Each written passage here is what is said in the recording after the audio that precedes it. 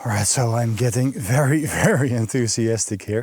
Together with fellow astrotuber Paul Haworth from the UK, I am on a 2-day Nightscape photography adventure. Our goal is to chase clear skies, shoot some stars and generally just have fun along the journey. Yesterday we had a relaxed evening in a region I know very well. Today we aim for a location which I've had on my bucket list for years now.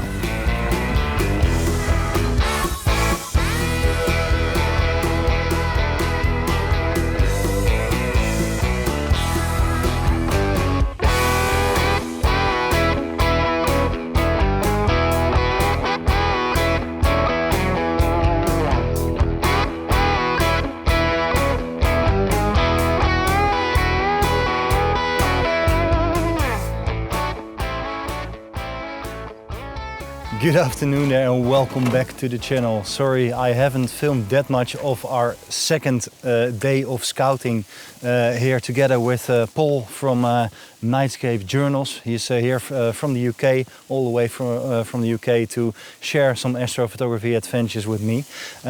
Today we have come to a fence area in Belgium. I might have dropped in some B-roll which I just made with my phone because it was, let me tell you, there's kind of a lot of walking, ice, mud involved and a little bit of stamina, but the area looks really good. So tonight we are going back there to shoot, I think, Orion with some dead trees. You know I love dead trees.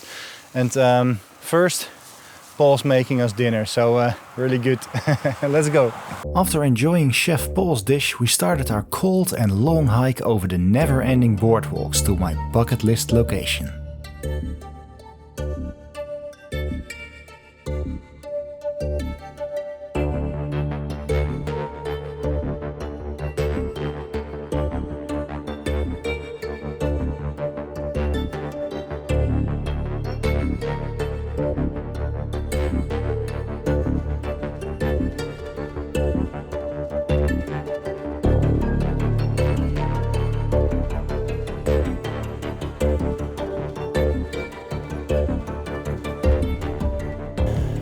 Welcome to Belgium, welcome to the high fence.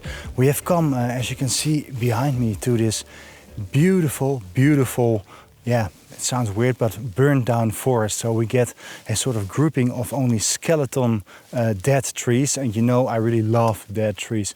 I've actually wanted to photograph this location for a couple of years now. We couldn't reach it sometimes because there's a lot of ice, there's a lot of mud. It also is quite the walk here. I think it's about an hour to get here, which normally isn't too bad, but I'm still recovering a bit from my broken leg. But hey, we're okay. We scouted it out this afternoon, so that the return trip was about 7 kilometers and now we're back again during the night. But it was good to scout it out because we know the way now.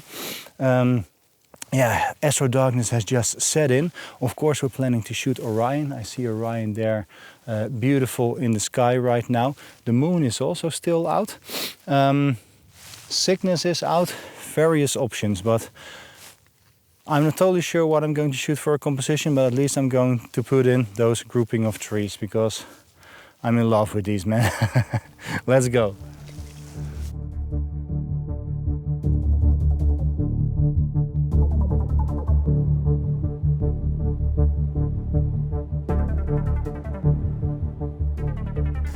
Alright, so I'm getting very enthusiastic here.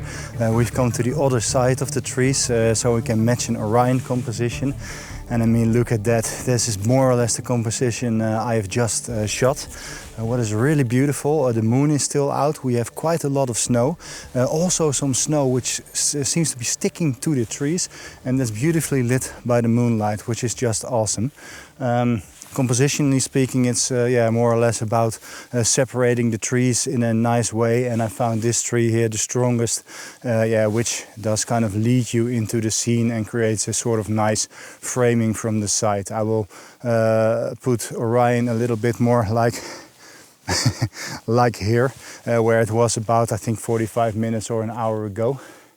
And beautiful location here. So glad we came out and put in the effort. Wow.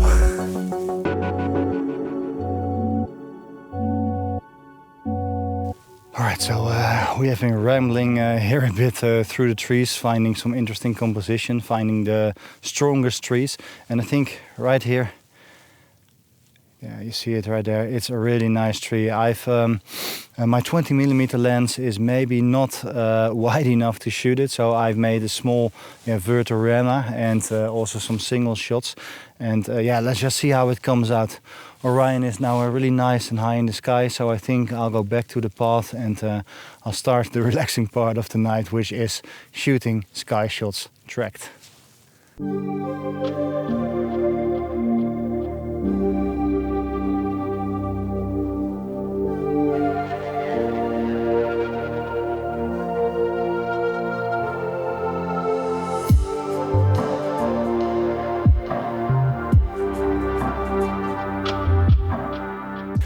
So I'm now putting on my gloves again, because I think the temperatures might be around -6 degrees now.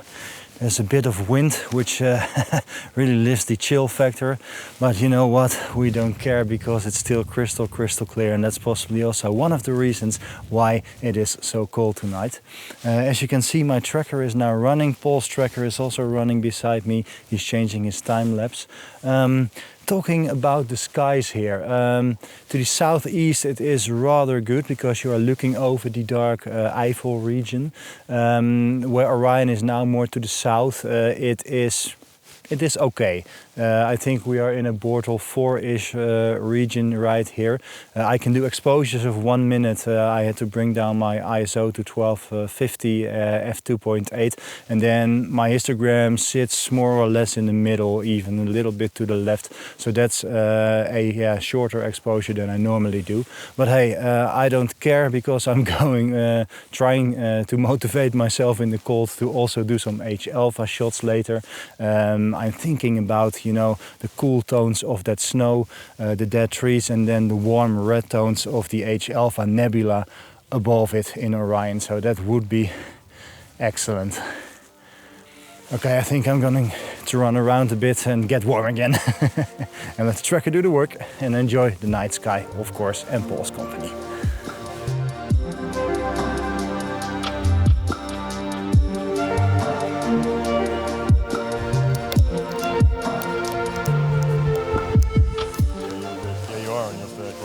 Good composition. Well done.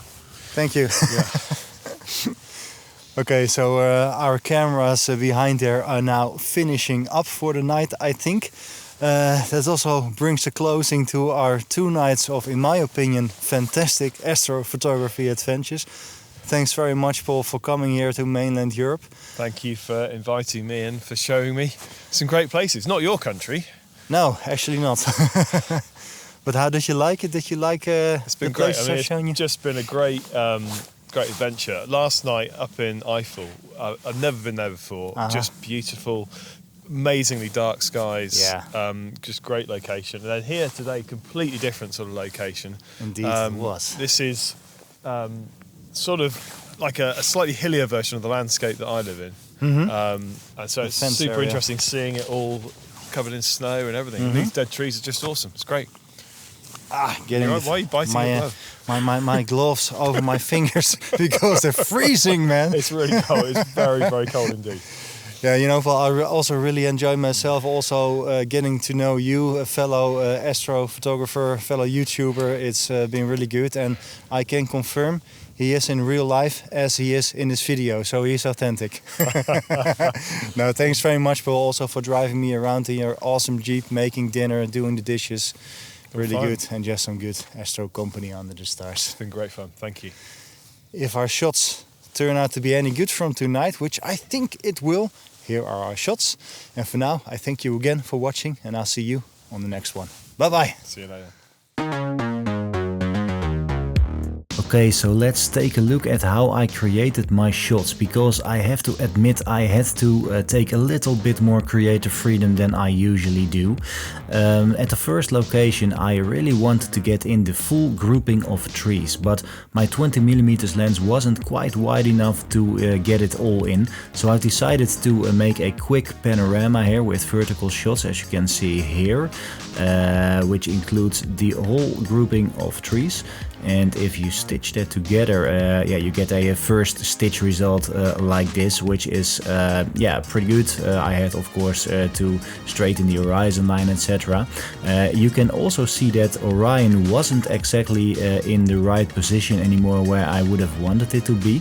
I would have wanted it about here, so to speak, and that means we should have been here about 1.5 hours ago, which we weren't, so I had to take that into account while shooting my sky exposures later.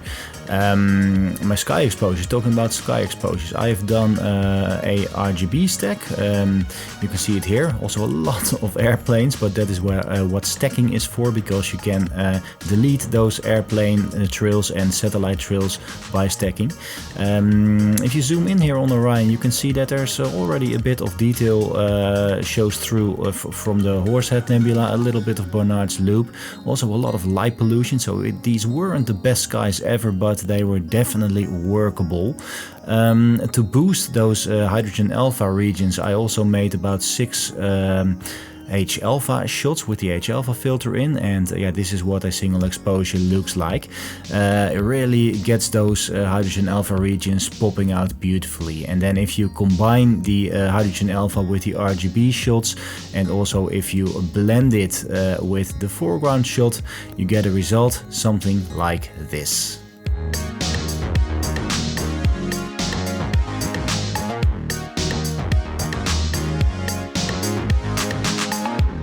Let's now take a look at how I created the Vertorama. You can see that I had to do a Vertorama because, yeah, my 20mm lens wasn't wide enough to also include some foreground I wanted.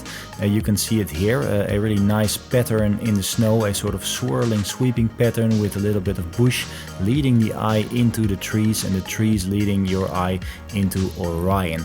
You can see at least that Orion here was in the right position I wanted it for the composition.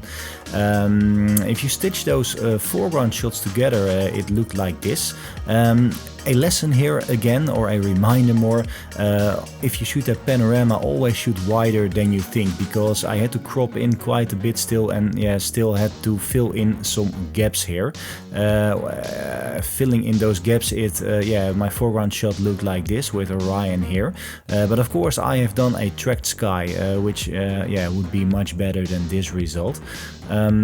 This is what my tracked sky looks like. The settings were exactly the same as my previous shot. I think I've done about 13 shots again, and I tracked and stacked it. I've also done 6, 7 or 8 H-alpha shots here, also look the same. So yeah, if you combine those hydrogen alpha shots to the RGB and blend it with the foreground, the final result looks like this.